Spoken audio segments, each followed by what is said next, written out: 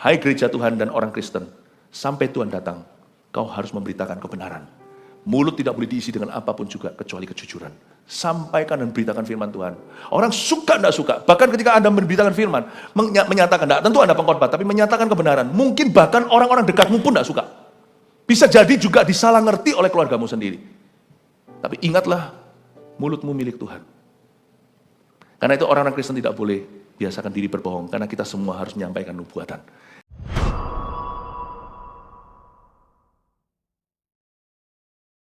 Hari ini kita akan belajar firman Tuhan, menu ibadahnya tolong dimunculkan. Sepanjang hari kita akan diingatkan bahwa Tuhan Yesus akan datang kembali. Ya, misteri zaman akhir itu seperti apa? Nah, langsung sekarang di kebaktian pertama, saya beri judul Pahit Manis Tuhan atas penduduk dunia. Pastikan kita tidak bangun tidur di sisi yang salah. Kalau bangun tidur hanya sekedar bangun tidur lalu terus mandi, beraktivitas sehari-hari, nggak apa-apa. Tapi kalau orang itu mati lalu dia dibangkitkan di sisi yang tidak tepat, tidak benar, karena dia tidak hidup benar di hadapan Tuhan selama hidupnya, nah itu cilaka. Pahit manis Tuhan atas penduduk dunia akan semakin jahat, tapi Tuhan selalu baik. Nah, kita harus selalu berjaga-jaga dan waspada. Mari kita buka sama-sama Revelation atau Kitab Wahyu pasal 10. Pembahasan kita hari ini dari ayat 1 sampai ayat 11. Saya baca 3 ayat dulu, kitab terbuka. Dan aku melihat seorang malaikat lain yang kuat turun dari sorga, berselubungkan awan, dan pelangi ada di atas kepalanya. Dan mukanya sama seperti matahari, dan kakinya bagaikan tiang api. Dalam tangannya ia memegang sebuah gulungan kitab kecil yang terbuka. Ia menginjakkan kaki kanannya di atas laut dan kaki kirinya di atas bumi. Dan ia berseru dengan suara nyaring, sama seperti singa yang mengaum. Dan sesudah ia berseru, ketujuh guru itu memperdengarkan suaranya. Kitab Wahyu banyak sekali misteri di dalamnya, seolah-olah. Tapi kalau kita membaca dengan konteks yang tepat, kita tidak boleh hindari kitab yang dahsyat ini. Kitab Wahyu bermula dari pasal 1 ayat 1, inilah wahyu Yesus Kristus. Jadi tentang Tuhan, bukan tentang semua simbol-simbol itu, tapi nggak apa-apa, butuh seorang guru atau gembala untuk mengajarkan. Mengajarkan kitab Wahyu itu tricky, tidak boleh menambah-nambahi, tidak boleh mengurangi, karena ada peringatan di pasal terakhir, siapa menambahi akan ditambahi malapetaka. Siapa yang mengurangi akan diambil haknya dari pohon kehidupan. Kitab Wahyu ini luar biasa, jangan dihindari karena di dalamnya bicara tentang kehidupan kita, bahkan kehidupan sehari-hari, bukan hanya akhir zaman. Dari ayat yang kita baca, kita diingatkan dan dikuatkan bahwa malaikat itu ada. Allah menciptakan mereka untuk kita. Tentunya Allah menciptakan mereka untuk kemuliaannya. Tetapi Allah tidak menciptakan mereka sebagai makhluk termulia. Allah menciptakan kita dalam gambaran rupanya. Tapi malaikat itu ada, dan malaikat itu percaya enggak? Jauh lebih mulia dari kita seharusnya. Malaikat tidak terbatas seperti manusia. Malaikat tidak jatuh dalam dosa kecuali malaikat yang jatuh, yaitu Lucifer dan kawan-kawannya, yang mereka telah terkutuk menjadi roh jahat. Tapi malaikat yang baik, yang taat sama Tuhan, mereka sebenarnya adalah ciptaan yang lebih mulia harusnya. Mereka diberi kemampuan-kemampuan yang manusia tidak punya. Mereka punya kelebihan-kelebihan, dan mereka tidak sharing kelemahan kita. Mereka hanya dibatasi karena mereka bukanlah spirit atau roh yang maha kuasa. Hanya satu roh itu, yaitu roh Yesus, yaitu roh kudus. Tapi malaikat itu ada. Mari kita baca ayat yang pertama dulu. Dan aku melihat seorang malaikat lain yang kuat turun dari sorga, berselubungkan awan dan pelangi ada di atas kepalanya. Dan mukanya sama seperti matahari dan kakinya bagaikan tiang api. Malaikat lain yang kuat. Malaikat ada banyak. Nggak usah cari tahu seluk-beluknya, nanti kita tersesat. Malaikat itu jumlahnya berapa hanya Tuhan yang tahu. Apakah mereka lebih banyak dari manusia? Nggak tahu. Tapi kalau malaikat jatuh, saya tahu banyak sekali kan. Lihat aja seluruh dunia kok bisa rusaknya bebarengan, itu setannya di mana-mana. Sedangkan malaikat yang buruk yang jatuh itu katakanlah sepertiga daripada bintang-bintang di langit. Kalau sepertiga aja sebanyak itu bisa merusak seluruh bumi, 2/3 masa tidak bisa melindungi hidup anak-anaknya. Anak-anak Tuhan. Malaikat yang baik lebih banyak. Makanya itu ada ayat yang berkata roh di dalam dirimu lebih besar daripada roh yang ada di dalam dunia, itu bukan roh malaikat, itu roh kudus. Bayangkan, kalau Tuhannya Maha Kuasa, malaikatnya saja begitu kuat, kenapa kita meragukan Allah kita? Kenapa kita takut kita nggak dipelihara di masa-masa susah? Kenapa kita takut kita akan, kalau kita tidak dilindunginya? Malaikatnya aja penuh kuasa. Belum lagi roh yang ada di dalam diri kita lebih berkuasa. Tapi bukan berarti hidup kita diluputkan dari pencobaan. Jangan cepat-cepat kecewa sama Tuhan. Tuhan itu, He set His angels charge over me. Dia memerintahkan malaikatnya untuk menjaga kita di jalan-jalan kita supaya jangan kaki kita terantuk pada batu. Bukan berarti kita boleh mencobai Tuhan dan lompat dari tempat tinggi seperti pencobaan Yesus Kristus. Lemparkan dirimu. Tapi meskipun demikian, hidup ini penuh tantangan. Nah kalau kita jalani itu banyak pencobaan, banyak rintangan, banyak mara bahaya, jangan takut. Selama kita hidup di dalam poros kehendak Allah, ada divine protection, ada perlindungan yang gak kelihatan. Sebenarnya kalau mata rohani kita dibuka atau suatu hari di akhirat, di sorga, kita tahu sesungguhnya apa yang terjadi. Jangan terkejut loh, ada banyak sekali hal-hal yang Tuhan luputkan Anda dan keluarga Anda. Sehingga tidak mengalaminya. Bahasa teman saya, ngomong gini sama saya. Tahu nggak kalau sampai kita bisa lihat malaikat kita, mungkin kita terkejut betapa babak belurnya mereka gara-gara kita. Pencobaan yang disisakan untuk kau hadapi tidak melebihi kekuatanmu. Pencobaan itu hanya untuk melatih imanmu sebagai ujian iman saja. Kadang-kadang kita mengeluh, kok berat ya? Kalau Tuhan Maha Kuasa, kenapa kau tidak gitu aja sulap lalu pergilah masalahku? Nggak tentu, that's not how God operates. Tidak selalu Tuhan itu seperti itu. Rancangannya tidak kita pahami kadang-kadang. Tapi dari ayat firman ini kita harus mengerti bahwa Tuhan itu menciptakan malaikat, salah satu tujuan utamanya adalah untuk menjaga kita di jalan-jalan hidup kita. Yang malaikat tidak akan jaga, ya secret service Tuhan, agen rahasia Allah, yang tidak akan jaga adalah orang-orang yang hidup di luar kehendak Allah. Jangan kau harapkan Tuhan melindungimu kalau kita ngawur dengan keputusan kita dan memang sengaja melanggar firman Allah. Meskipun demikian, ada orang-orang yang melanggar firman pun sama Tuhan dijaga. Tapi diarahkan ke pertobatan seperti malaikat yang nampak kepada Cornelius, tolong utus seseorang pada Petrus, ini orang tersesat, ini masih domba terhilang, dia belum kenal Tuhan.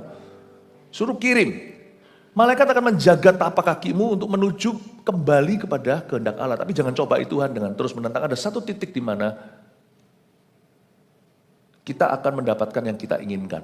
Dan Tuhan melepaskan kita pada kemauan kita. Dan malaikat sudah berhenti berjaga-jaga. Malaikat Tuhan hanya menjagai orang-orang yang hidup berkenan kepada master atau majikan mereka. Sama dengan pegawai-pegawai papa kita. Mereka melayani kita sebenarnya karena apa? Tuh coba pikir. Karena kita anaknya papa kita. Coba bayangkan kalau kita bukan siapa-siapa, masa mereka akan melayani kita? Misalnya pegawai di kantor nih ada banyak. Misalnya siapa punya pabrik gitu ya. Pegawainya ada ratusan, minimal puluhan. Yang satu disuruh beli nasi campur, tolong ya Pak beliin. Itu di luar job deskripsinya. Tapi dia tetap beliin, kenapa? Anak bos yang minta. Kita ini anak bos, anaknya Tuhan. Kita anaknya bos. Sebenarnya mereka tidak akan melayani kita kalau bukan karena Tuhan. Dan karena Tuhan, mereka segan. Sama kita mereka melayani. Nah, malaikat hanya melayani orang-orang yang berkenan sama bosnya atau yang dikenan sama majikannya. Di sini ada satu malaikat lain, kita tidak tahu nih malaikat namanya siapa, nggak usah cari tahu. Apa yang tidak diberitahukan oleh firman, jangan kau dahului Tuhan. Aku melihat seorang malaikat lain yang kuat turun dari sorga. Malaikat itu turun dari sorga, berarti there are many angels in heaven and from heaven. Ada banyak malaikat di dalam sorga, dan banyak malaikat juga yang Tuhan utus dari sorga dalam hidup orang percaya. Malaikat di dalam Alkitab ada beberapa yang kita ketahui. Salah satunya malaikat perang itu seperti jenderal perang namanya Mikael. Kalau Anda baca di kitab Daniel juga ada dia. Jangan kau sembah malaikat itu, jangan sembahyang sama mereka, jangan doa. So mereka tidak akan mendengarkanmu. Mereka hanya dengarkan Tuhan. Dan kalau kita betul-betul mau berada di dalam pemeliharaan Allah kita, hiduplah takut akan Tuhan.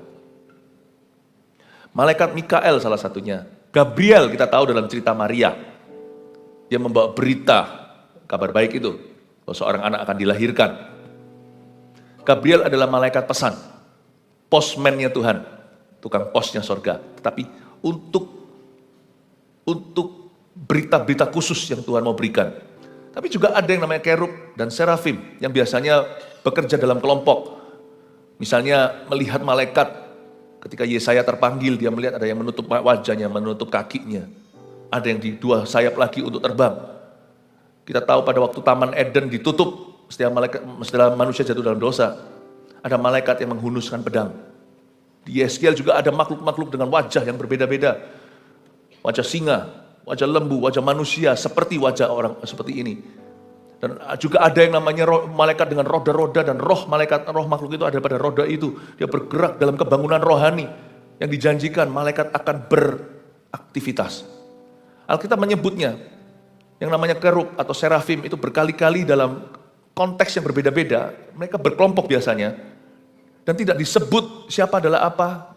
Dijelaskan hanya ada satu tipe malaikat yang seperti ini, yang terlibat di dalam sejarah dunia, terlibat di dalam sejarah anak-anak Tuhan, dalam kehidupan mereka, terlibat di dalam kebangunan rohani dan dalam peperangan rohani, yang terlibat di dalam maksud Allah atas sebuah bangsa.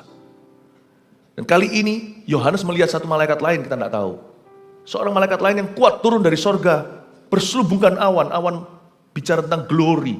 Malaikat itu selubung awan. Semua malaikat itu pasti datang dengan some sort of, ada satu takaran kemuliaan Tuhan pada mereka. Sehingga kalau malaikat datang pada seseorang, itu orang bisa tersungkur, orang bisa ketakutan. Seperti pada waktu kuburan Yesus kosong, ada 2 malaikat ditinggal untuk orang-orang yang kecele, yang tidak percaya, padahal Tuhan sudah bolak-balik membuatkan dan katakan kalau aku akan bangkit, aku akan bangkit. Untuk orang yang masih kecele datang ibadah di kuburan, Tuhan taruh malaikat di situ dan bersinar terang sehingga wanita-wanita itu, ya, seperti Maria Magdalena dan sebagainya, itu mereka ketakutan. Wanita-wanita yang datang membawa rempah-rempah itu takut melihat malaikat itu. Malaikat itu punya some sort of awan, kemuliaan. Dan mereka tidak punya all glory, karena itu malaikat jangan kau sembah. Ketika kita menyembah apapun kecuali Tuhan, kita salah. Karena Tuhanlah segala kemuliaan. Sebagian-sebagian kemuliaan itu diberikan ke ini itu untuk mendatangkan kebaikan. Dalam pelayanan kita juga, meskipun kita bukan malaikat, kita semua punya some sort of, semacam kemuliaan. Orang yang membawa firman punya kemuliaannya tertentu yang Tuhan titipkan. Bukan cari kemuliaan sendiri, tetapi ada kemuliaan tertentu misalnya. Aduh, khotbahnya membangun aku. Benar-benar ada jamahan. PAW juga beda, setiap ministry itu ada kemuliaannya tersendiri. Tapi jangan memuliakan siapa-siapa kecuali Tuhan. Ya. Dan juga ada peringatan malaikat, jangan kalau sampai ada malaikat yang berwujud wanita datang ke Anda, tengking ya. Ini bukan soal laki-laki dan perempuan, tapi semua Alkitab, di dalam Alkitab, malaikat di dalam Alkitab, semuanya, malaikat itu tidak seperti manusia, hidup kawin mengawinkan, bukan gender seperti kita, tetapi semua malaikat yang di Alkitab itu semua laki-laki. Jadi kalau tiba-tiba ada yang rambut panjang, muncul depan Anda ngomong sesuatu tentang Tuhan, tolong dilihat bolong enggak belakangnya. Maksud saya hanya bercanda, tapi intinya adalah jangan kita berkreativitas sendiri, malaikat inilah, bayilah, apalah. That's human version of angels. Itu versi manusia, versi dunia. Kalau kita mau baca sesuatu tentang malaikat, pelajari dari firman Tuhan. Nah, saya ngomong begini kenapa kok saya ceritakan tentang malaikat panjang lebar? Untuk memberi rasa tenang di masa-masa yang susah. Berapa banyak orang mengalami pengalaman dilindungi oleh sesuatu yang Tuhan utus. Misalnya pas kerusuhan. Saya waktu masih sekolah Alkitab, sekolah teologi, saya pelajari tentang cerita martir. Termasuk mereka yang luput dari kematian karena mengalami suatu pengalaman supranatural. Ada yang tidak diluputkan karena memang panggilan Tuhan untuk dia mencucurkan darahnya, bukan hanya air mata untuk kebangunan rohani. Bapak Ibu Saudara, saya ingin Anda untuk tenang hari-hari ini. Hari-hari ini mungkin hari-hari yang susah. Kita boleh cemas, takut, tapi biasa saja, nggak usah keterlaluan. Ingatlah bahwa Tuhan itu melindungi anak-anaknya. Dan siapa menjamah kita, menjamah biji mata Allah. Kasih tepuk tangan untuk Tuhan kalau kita percaya janji ini. Tapi ayat 2 dikatakan, dalam tangan malaikat itu ia memegang sebuah gulungan kitab kecil. Katakan gulungan kitab kecil. Gulungan kitab kecil itu terbuka. Ya, dan ia menginjakkan kaki kanan di atas laut. Ini malaikat yang besar ini, malaikat tanpa nama. Kita nggak usah cari tahu dia siapa. Yang penting cuma kenal Tuhan aja. Malaikat ini, malaikat lain yang kuat turun dari sorga. Coba lihat, dia pegang gulungan kitab kecil di tangannya. Lalu ia menginjakkan kaki kanannya di atas laut, kaki kirinya di atas bumi. Ini penglihatan Yohanes di Patmos. Ini menunjukkan apa? Ini cuma malaikat loh. Malaikat aja sebesar itu. Sedangkan gulungan kitab kecil yang di tangannya itu kecil sekali. Gulungan kitab kecil di sini adalah things that will unfold in the world. Perkara-perkara yang akan terjadi di dunia. Tahu nggak? Dunia ini gonjang-ganjing, heboh ya. Heboh banget bumi ini. Padahal kalau dibandingkan dengan eternity atau kekekalan, semua yang terjadi di dunia ini sejak dijadikan sampai kiamat nanti, itu hanyalah mengisi buku kecil di tangan malaikat. Kita ini kecil enggak berarti. Saya nggak tahu kenapa Tuhan Yesus mengasihi kita. Kenapa Bapa mengutus anaknya sendiri untuk mati di kayu salib, bukan korbankan salah satu malaikatnya. Dunia boleh heboh, perdebatan tentang dinosaurus lah, ini itulah. Dihitung dari takaran waktu dibanding dengan kekekalan, di tangan malaikat aja belum di tangan Tuhan. Kita ini cuma kitab kecil. Dunia ini kalau ditulis semua historinya, sejarahnya itu cuma buku tipis. Hanya buku yang sangat tipis, gak ada kontennya. Coba bayangkan. Tapi kenapa Tuhan bela-belain untuk tebus kita, untuk mengasihi kita. Yesus itu loh, mau investasi kecil di hidup kita. Mau masuk di dalam hatimu. Hah? Kita itu sekecil apa? Itu kayak manusia, seperti manusia mau masuk bukan ke dalam semut, ke dalam hati semut. Kita itu gak signifikan. Jadi jangan pernah gaya kalau kita itu punya apa. Compare dibandingkan dengan kekekalan, hidupmu itu seperti cuma nafas sebentar. Seperti asap menguap, rumput yang layu. Kenapa Yesus itu mau mati untuk kita dan mau masuk dalam hati kita, mau masuk terlibat di hidup kita. Kadang-kadang kita itu rasa Tuhan itu kepo banget. Tuhan itu FOMO, fear of missing out. Apa-apa minta terlibat, minta dilibatkan dalam segala keputusan hidupku. Come on, jangan gaya, hai manusia, lu itu kecil. Hai semut, kau itu kecil. Dia mau terlibat, itu harusnya kita yang kamsyah. Kita yang bersyukur, kita yang beruntung. Kita kira kita siapa? Kita itu loh ditakar pakai neraca. Kita itu cuma buku kecil di tangan malaikat saja. Belum di tangan Allahnya. Tapi Tuhan mau terlibat. In every page, on every page, di setiap halaman lembaran hidupmu, dia mau terlibat soal Anda pilih pasangan hidup yang muda-mudi, soal keputusan-keputusan, kebijakan-kebijakan dalam pekerjaanmu, dia mau terlibat dalam keputusan-keputusan bisnismu, dia mau terlibat ketika Anda menggumulkan tentang keluarga Anda, dia mau terlibat tentang arah hidupmu, arah kerjaan Anda, nanti yang muda-mudi, yang mahasiswa mau ngambil jurusan apa. Kalau saya jadi Tuhan, udah lah gak usah repot nih, kalian tuh gak signifikan. Serahin aja sekretaris. Kenapa gak suruh malaikat aja yang dampingin kita? Kenapa Roh Kudus sendiri yang dampingi? Kenapa dia mengutus seorang penghibur? Itu Roh Allah. Kenapa Roh Kudus yang ditaruh di dalam hidup kita? Kasih malaikat aja udah cukup kok. Udah, kan Tuhan pernah ngomong gitu tentang orang Israel. Dia ngomong sama Musa, mereka ini tegar tengkuk, jadi aku sendiri gak akan maju. Aku sendiri tidak akan jalan sama mereka, tapi kuutus malaikat di depan ya. Mereka yang akan menuntun orang-orang Israel ke tanah Kanaan. Sama kita, Tuhan turun tangan sendiri. Karena itu jangan pernah kita itu sebagai orang Kristen, kita menganggap remeh status ini. Kita menganggap bahwa kita jadi SK, SD dengan Tuhan, sok kenal, sok dekat. Kalau kadang-kadang kalau merenungkan tentang malaikat, saya jadi tahu diri. Oh God, have mercy on me. Have mercy on me. Kita itu hanya gulungan kitab kecil yang berada di tangan seorang malaikat. Sekecil itu, sekecil semut. Sekecil biji sesawi.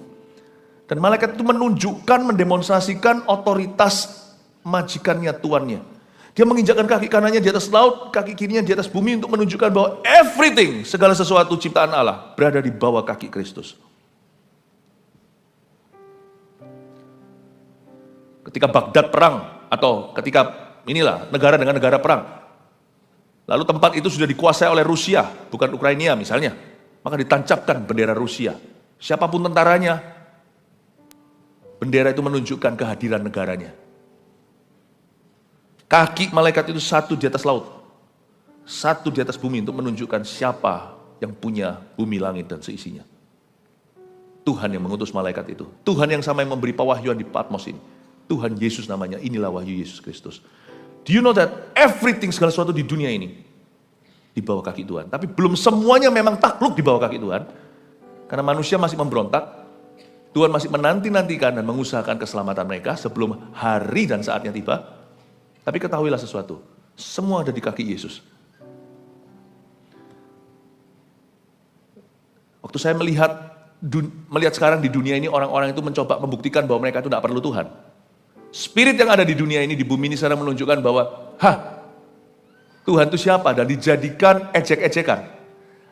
Sebenarnya saya mendoakan mereka, saya ibah, tetapi saya juga takut untuk mereka. Guys, suatu hari, kalau Tuhan datang kembali atau kamu mati dulu, be careful ya.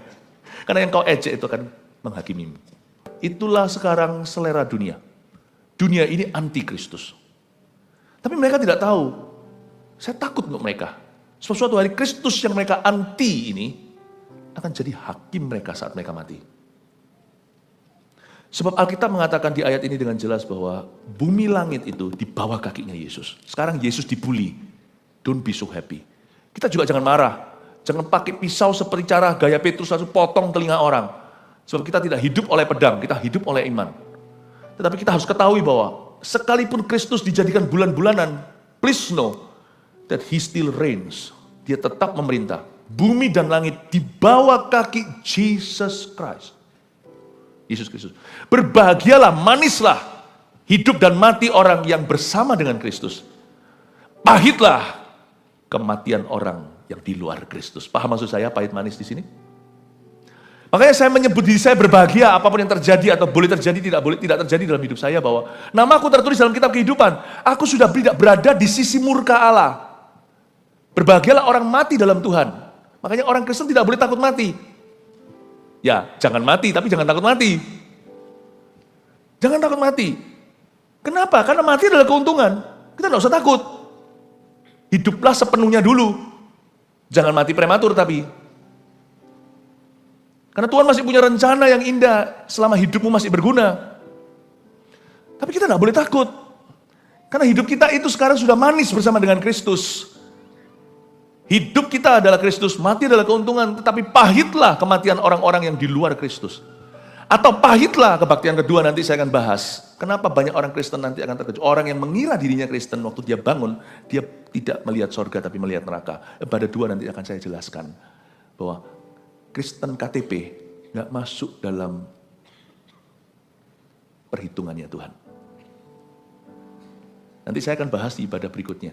Bahwa Kristen KTP is outsider to God. Orang luar bagi Tuhan. Anda akan terkejut loh, di dalam dunia ada dua jalan lebar dan sempit itu sungguhan. Dan itu adalah tanggung jawab kami sebagai gereja, bukan hanya asyiknya rame-rame dalam satu gedung, tapi memberitakan firman yang seperti pedang bermata dua, yang membedakan antara sumsum dan sendi, untuk membuat anak-anak Tuhan atau jemaat yang dipercayakan ke sana sungguh-sungguh menjadi anak Tuhan, bukan hanya menjadi jemaat doang. Dan ibadah ini sekarang saya jelaskan dulu bahwa pahitlah, mungkin hidup mereka enak, tapi pahitlah kematian orang-orang yang menentang Kristus dengan hidupnya. I fear for you. Aku takut untuk orang-orang itu. Mari kita lanjutkan sekarang ayat yang keempat. Dan sesudah ketujuh guru itu selesai berbicara, di ayat 3 sebelumnya ada suara nyaring seperti singa mengaum. 7 guru itu semuanya bicara tentang aktivitas malaikat atau angelic activities. Ayat 4, dan sesudah ketujuh guru itu selesai berbicara, jadi ini bukan halilintar biasa, ini 7 guru bicara tentang malaikat yang suaranya keras. Aku mau menuliskannya, kata Yohanes, tetapi aku mendengar suatu suara di sorga berkata, Meteraikanlah apa yang dikatakan oleh ketujuh guru itu. Meterai itu maksudnya disegel. Dan janganlah engkau menuliskannya. Dan malaikat yang kulihat berdiri di atas laut dan di atas bumi mengangkat tangan kanannya ke langit. Dan ia bersumpah demi Dia yang hidup sampai selama-lamanya, D huruf besar ini Yesus Kristus, yang telah menciptakan langit dan segala isinya. Pada mulanya adalah firman. Firman itu bersama dengan Allah. Firman itu adalah Allah. Dan bumi dan segala isinya, dan laut dengan segala isinya. Katanya, tidak akan ada penundaan lagi, atau there shall be no more delay. Di ayat 4 ini ada aktivitas malaikat 7 guru berbicara. Ini bukan halilintar biasa. Kalau kita baca Alkitab, kita harus tahu ini adalah spirit. Ini adalah makhluk. An angel is a spirit. Seorang malaikat adalah suatu spirit. Spirit melayani. Itu setiap malaikat itu ciptaan tersendiri seperti manusia. Dan 7 guru ini malaikat siapa entah. Tapi dia berbicara dengan keras, mewahyukan sesuatu pada Yohanes. Ketika di Pulau Patmos itu rohnya diliputi kuasa ilahi. Tapi waktu Yohanes hendak menuliskannya, dilarang sama malaikat itu, dia berkata, meteraikanlah, ada suatu suara, bukan dilarang oleh sorga, meteraikan, kamu segel apa yang kamu dengar dari ketujuh guru itu, tapi jangan kamu tuliskan. Begini Bapak Ibu ya, hidup itu penuh dengan misteri. Pak, saya pernah sekali tanya sama Tuhan, tapi saya nggak dapat jawaban gimana, tapi tiba-tiba ada perenungan. Karena Tuhan bisa jawab lewat akal budi kita yang diterangi. Tuhan, apakah di sorga nanti kita itu hanya PAW, praise and worship terus menerus gitu? Ya kan? Apakah di sorga itu aktivitas kita itu apa? Saya nggak dapat jawaban kan? Saya cuma mikir, apa yang kita bisa harapkan suatu hari kalau kita pergi ke sorga? Saya cuma seperti dapat perenungan, in heaven you will see. Di sorga kamu akan lihat. Ada banyak hal yang jadi pertanyaan kita itu akan terjawab. Bukan hanya itu. Ada banyak hal yang dimeteraikan. Tetap misteri sampai kita mati. Dan Alkitab juga tidak menjabarkan. Itu semua akan jadi jelas, jadi terang, kita akan lihat dengan mata kepala kita. Apa yang Tuhan tidak tuliskan dalam firman. Kita akan tahu. Setiap hari saya bayangkan kalau di sorga ya, meskipun di sorga tidak ada waktu seperti di bumi. Tiap hari itu kita akan terpukau, kita akan dikejutkan dengan sesuatu yang baru kita pelajari tentang Tuhan ketika di sorga nanti. Kalau kita mengira bahwa kita bisa tahu segala sesuatu tentang Allah kita, di dunia ini kita salah. Kita hanya bisa mengerti apa yang diwahyukan. Apa yang ditulis itu jadi pedoman. Yesus Kristus tunjukkan jalan. Waktu dia dicobai, dia selalu menjawab. Dia tidak menjawab dengan filosofi manusia, dia tidak menjawab dengan apa yang jadi pikirannya, dia tidak menjawab sesuai perasaannya. Dia berkata, ada tertulis. Manusia hidup bukan dari roti saja, tapi dari setiap kata yang keluar dari firman. Ada tertulis. Jangan kau cobai Tuhan Allahmu. Apa yang tertulis itu diwahyukan kepadamu. Apa yang bukan misteri di hidup ini adalah bagaimana kita membuat keputusan setiap hari sesuai firman Tuhan. Itu nggak misterius. Itu nggak perlu minta konfirmasi, nggak perlu minta pewahyuan khusus. Hiduplah sesuai dengan pengajaran Kristus. Kristus sudah ajarkan cukup. Kitab Injil bukan hanya satu lagi. Didobel-dobel kali 4. Matius, Markus, Lukas, Yohanes. Kadang-kadang ada cerita yang diulang, tapi ada kedalaman yang berbeda. Yesus berkata ampuni. Itu sudah bukan misteri. Kalau kita disuruh pilih membenci, kepahitan, atau mengampuni, pilihlah mengampuni. Itu bukan misteri. Sorga dan neraka bukan misteri, sekalipun isinya dalamnya seperti apa persisnya, detil-detilnya banyak yang masih belum kita ketahui. Tapi Alkitab berkata dengan jelas, Yesus di Yohanes 14. Yesus berkata, kamu jangan gelisah, percaya kepada Allah, percaya kepada aku. Di rumah Bapakku ada banyak tempat tinggal. Dia mengatakan tempat tinggal itu mansion, artinya rumah-rumah besar. Dia berkata, dia benar-benar membuat referensi bahwa sorga itu tempat asli, tempat sungguhan. Dia bukan berada di telapak kaki ibu. Sorga itu benar-benar sebuah tempat. Dan dia berkata, aku kalau nggak ada, aku nggak akan memberitahukan. Aku pergi ke sana untuk mempersiapkan jalan. Lalu ada muridnya tanya, kemana? Dia berkata, akulah jalan kebenaran dan hidup. Tak seorang pun datang pada Bapa kecuali melalui aku. Ada hal-hal tertentu yang diwahyukan tentang sorga dan itu tertulis dalam firman. Itu cukup untuk kita ketahui, tahu lebih banyak juga percuma, wong kita belum ke sana. Ada hal-hal tentang neraka yang diwahyukan oleh Tuhan, malah justru Yesus lebih banyak bicara tentang neraka daripada sorga. Bolak-balik termasuk lebih baik cungkila mata daripada dua mata, masuk ke dalam neraka, dilempar ke lautan api. Wahyu juga ada menuliskan dengan sangat jelas tentang lautan api, bedanya dengan kerajaan maut. Dan dituliskan persyaratannya bahwa orang yang namanya tidak tertulis dalam kitab kehidupan atau kitab anak domba itu dilemparkan dalam lautan api. Orang mati itu besar kecil, mereka akan berdiri di hadapan tahta putih. Wahyu 20. Dan jelas sekali kalau tentang surga neraka, ada hal-hal yang bukan misteri. Dan Alkitab mengatakan dengan jelas bahwa barang siapa marah sama saudaranya, membenci, orang itu akan dilempar ke dalam lautan api. Barang siapa berkata jahil, ayat itu ya, jahil. Atau orang yang suka sumpah serapa, yang suka kutuki orang lain, orang itu akan dilempar ke dalam lautan api. Jikalau hidup agamamu tidak melebihi orang Farisi, kamu tidak akan masuk dalam kerajaan sorga. Yesus berkata dengan jelas, jadi perkara-perkara yang tidak dimeteraikan, alias yang boleh ditulis itu sudah kita miliki dari Kejadian sampai Wahyu.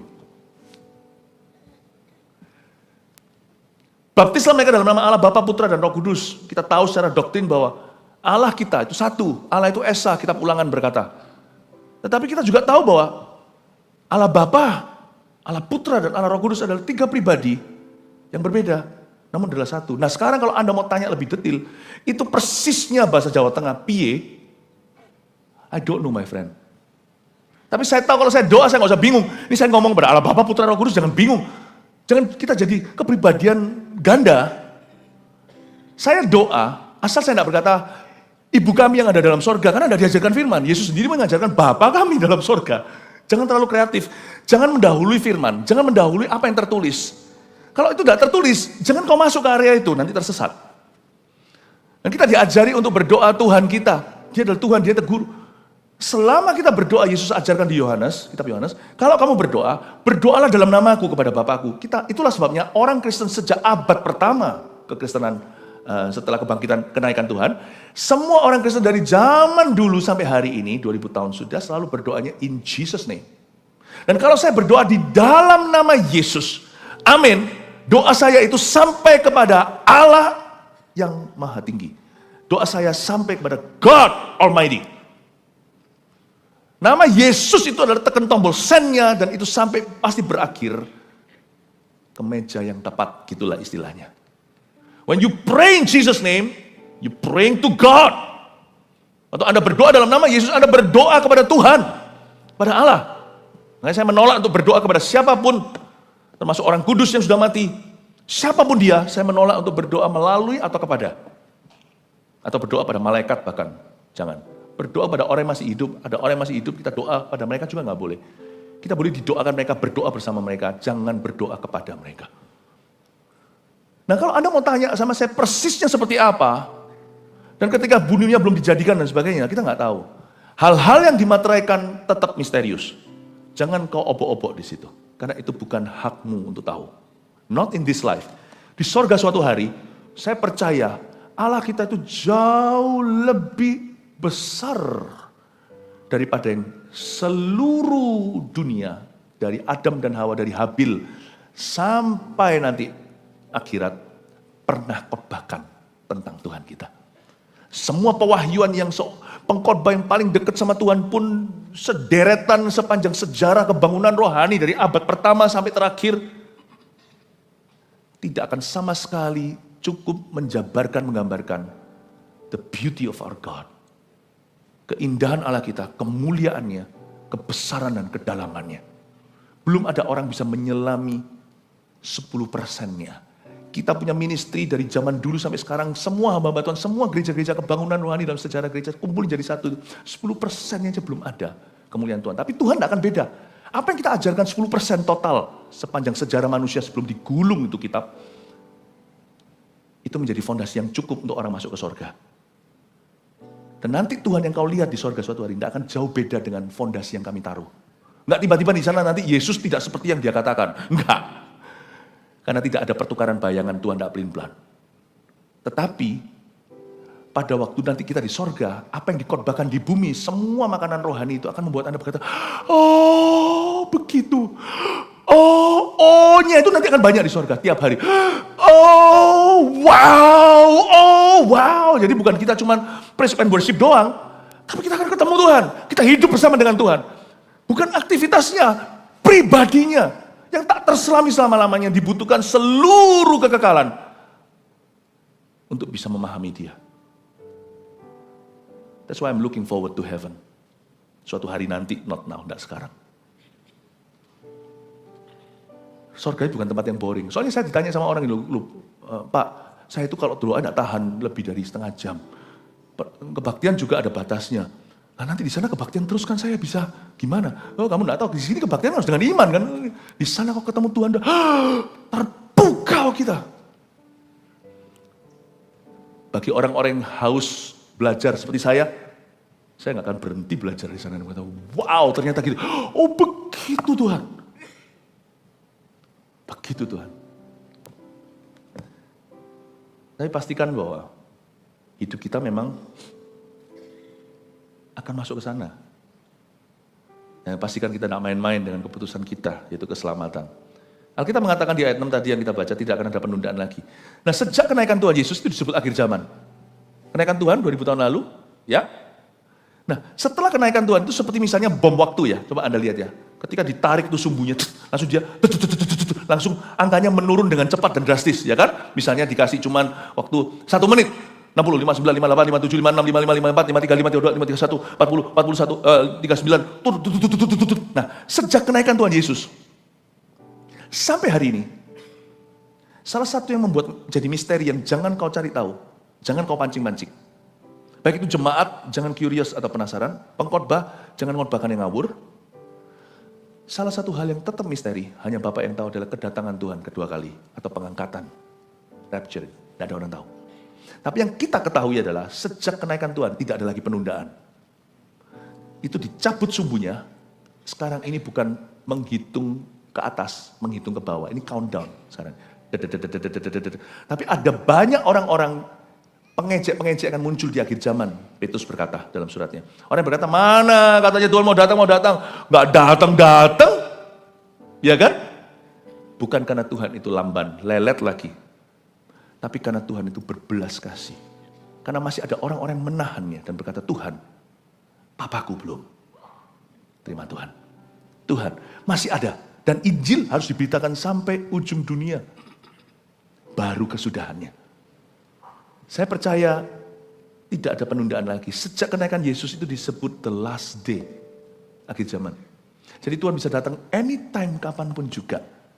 Yang pasti Alkitab mengatakan di ayat 7, tapi pada waktu bunyi sangkakala dari malaikat yang ke-7, yaitu apabila ia meniup sangkakalanya, maka akan genaplah keputusan rahasia Allah. Seperti yang telah ia beritakan kepada hamba-hambanya, yaitu para nabi. Alkitab berkata, genaplah keputusan rahasia Allah. Ambil 2 kata di situ, keputusan Allah akan digenapi. Seperti yang Tuhan beritakan kepada hamba-hambanya itu para nabi, itu akan digenapi. You bet, bahasa Inggrisnya, the Bible will be fulfilled. Ini kalau bahasa orang dunia, taruhan. Alkitab pasti akan digenapi. Secupak gandum sedinar itu akan terjadi nanti di masa antikristus. 1 liter itu harganya itu sedinar, terjadi ekonomi krisis yang luar biasa, dunia belum pernah lihat. Semua itu akan tergenapi. Gempa bumi akan tergenapi. Tetapi juga Tuhan akan menggenapi rema-remanya dalam kehidupan kita anak-anak percaya. Orang-orang anak-anak terang. Tuhan melindungi, meluputkan, itu juga akan Tuhan genapi. You bet the Bible will be fulfilled. Dan Alkitab juga akan tergenapi ketika seseorang mati. Ya, nggak perlu taruhan lagi, udah pasti. Yohanes 3:36 nggak usah dibuka. Barang siapa, whoever has the Son, has life. Whoever doesn't have the Son, does not have life. But God's wrath still rests upon him. Barang siapa memiliki anak Allah, dia punya kehidupan. Barang siapa tidak memiliki anak Allah, dia tidak punya kehidupan. Tapi murka Allah tetap ada di atasnya. Percayalah, ayat ini sudah digenapi dalam kehidupan banyak orang yang mati, yang hanya Tuhan yang tahu kemana mereka telah pergi. Jangan kau percaya koran. Zaman dulu koran selalu ada tertulis, sekarang mungkin tidak ya, sekarang mungkin zaman online. Telah meninggal, telah berpulang dengan damai. People pasti, orang kalau mati, pasti orang-orang yang hidup akan say nice things about him. Hal-hal yang baik-baik. Bapak Ibu Saudara, Bapak Ibu Saudara, Anda harus tahu bahwa Alkitab pasti akan digenapi. Waktunya adalah sekarang dalam kehidupan ini. Wah, haleluya. Ada ayat-ayat lainnya tapi saya sudah kehabisan waktu. Lompat aja langsung kita baca aja ya, ayat 8 dulu. Dan suara yang telah kudengar dari langit itu berkata pula kepadaku, katanya, pergilah, ambillah gulungan kitab yang terbuka di tangan malaikat yang berdiri di atas laut dan di atas bumi itu. Tuhan suruh Yohanes mengambil gulungan kitab itu, lalu coba lihat Tuhan suruh dia lakukan apa, cukup mengejutkan. Lalu aku pergi kepada malaikat itu dan meminta kepadanya supaya ia memberikan gulungan kitab itu kepadaku. Katanya kepadaku, lihat, ambillah dan makanlah dia. Jadi dalam penglihatan itu, Yohanes disuruh ngambil gulungan kitab dari tangan malaikat itu, lalu disuruh makan. Ia akan membuat perutmu terasa pahit, tapi di dalam mulutmu ia akan terasa manis, seperti madu. Cerita yang saya sampaikan tadi kebalik. Di mulut saya pahit, karena saya harus memberitahu sejujurnya, tapi di hati orang itu berubah jadi manis. Akhirnya dia plong juga. Bapak Ibu Saudara tahu nggak? Apapun yang Tuhan katakan, terimalah mentah-mentah. Sebab itu baik untukmu. Whatever God has to offer you, apapun yang Tuhan tawarkan di atas meja untukmu, apapun juga, meskipun yang baik, meskipun yang tidak baik menurutmu, ambillah semuanya. Kalau itu dari Tuhan, itu yang terbaik. Meskipun waktu kita makan, seperti pedang bermata dua, sama seperti khotbah. Apa yang saya khotbahkan seperti ini itu kembali ke saya, dan seorang pengkhotbah juga harus makan gulungan yang dia khotbahkan. Artinya, Anda harus lakukan firman yang Anda beritakan. Seorang pengkhotbah di sini, kalau Anda di CGL, sharing dan sebagainya, Anda juga harus lakukan apa yang Anda khotbahkan. Setelahnya, before and after, Anda harus makan itu gulungan kitab. Dan apapun yang Tuhan kasih ke Anda, terimalah itu. Waktu pahit, kau jangan mengeluh. Ya, jangan hanya mau terima yang manis saja dari Tuhan Yesus. Nah, kalau kamu makan sesuatu dari Tuhan, perutmu terasa pahit, mulutmu terasa manis, terjadilah kehendak Tuhan, bersyukurlah selalu. Lalu aku mengambil kitab itu dari tangan malaikat itu dan memakannya. Di dalam mulutku ia terasa manis seperti madu, tetapi sesudah aku memakannya, perutku menjadi pahit rasanya. Maka ia berkata kepadaku ayat 11, engkau harus bernubuat lagi kepada banyak bangsa dan kaum dan bahasa dan raja. Di sini Yohanes diberitahu, diteruskan ke gereja-gereja. Hai gereja Tuhan perjanjian baru, kamu harus terus bernubuat sampai bangsa, kaum dan bahasa dan serta raja melihat kedatangan Tuhan. Bernubuat itu tidak selalu seperti nabi. Nubuat itu tidak harus prediksi. Oh, nanti dolar naik, dolar turun. Bukan. Nubuatan salah satu dimensi, itu juga ada dimensi prediksi, tapi nubuatan itu juga bicara tentang menjadi kepanjangan mulut Tuhan. Bahasa Inggrisnya nubuatan itu bisa jadi foretelling, F-O-R-E, telling artinya weather forecast. Forecast itu artinya perakiraan. Weather itu cuaca. Nubuat itu ada sisi perakiraannya, tapi tidak semua nubuatan itu perakiraan. Nubuatan itu juga ada yang namanya foretelling, bahasa Inggrisnya F-O-R-T-H. Artinya memberitahukan sekarang hati Tuhan itu sedang di mana, apa yang Tuhan rasakan. Hai gereja Tuhan dan orang Kristen, sampai Tuhan datang, kau harus memberitakan kebenaran. Mulut tidak boleh diisi dengan apapun juga kecuali kejujuran. Sampaikan dan beritakan firman Tuhan. Orang suka tidak suka, bahkan ketika Anda memberitakan firman, menyatakan, tidak tentu Anda pengkhotbah, tapi menyatakan kebenaran. Mungkin bahkan orang-orang dekatmu pun tidak suka. Bisa jadi juga disalah ngerti oleh keluargamu sendiri. Tapi ingatlah, mulutmu milik Tuhan. Karena itu orang-orang Kristen tidak boleh biasakan diri berbohong, karena kita semua harus menyampaikan nubuatan. Mungkin kita tidak bisa bernubuat yang cara prediksi tadi. Tapi kita semua harus setiap hari menjadi kepanjangan mulut Tuhan untuk menyatakan kepada orang lain hati Tuhan untuk hidup mereka itu seperti apa. 3 poin ini pahit manis Tuhan atas penduduk dunia. Nomor 1, seluruh bumi ada di bawah kaki Kristus. Ya, catatlah, rangkuman saja supaya Anda ingat. 2, Alkitab dengan jelas berkata semua nubuatan itu pasti akan digenapi. Semua nubuatan Alkitab pasti akan digenapi. Termasuk firman itu akan digenapi saat kita mati. Jangan kau terkejut. Seiota pun tidak akan luput. Kita bisa tidak ada di dunia ini, firman tetap akan jalan atas hidup kita. Orang di sorga hari ini, orang di neraka hari ini. Semua itu dalam penggenapan firman. Yang satu digenapi untuk hukuman. Yang satu digenapi untuk kekekalan. Ya, 3. Pilihlah untuk taat pada Kristus dan pengajarannya. Itu tidak misteri. Itu tidak misteri. Hati-hati dengan pengajaran-pengajaran sesat hari ini, apa yang Yesus tidak ajarkan. Jangan lugu dan mudah untuk terpancing. Fokuslah dan konsentrasi pada apa yang sudah diwahyukan lewat firman dalam hidupmu. Apa yang tertulis ini adalah milik kita untuk kita ketahui. Jangan hanya tahu doang, jangan menjadi pendengar firman, tapi untuk kita lakukan. Amin Bapak Ibu. Jesus loves you. Saya berdoa supaya setiap kita semakin dimurnikan dalam iman, semakin sungguh-sungguh di akhir zaman. Praise the Lord. Beri tepuk tangan untuk Tuhan.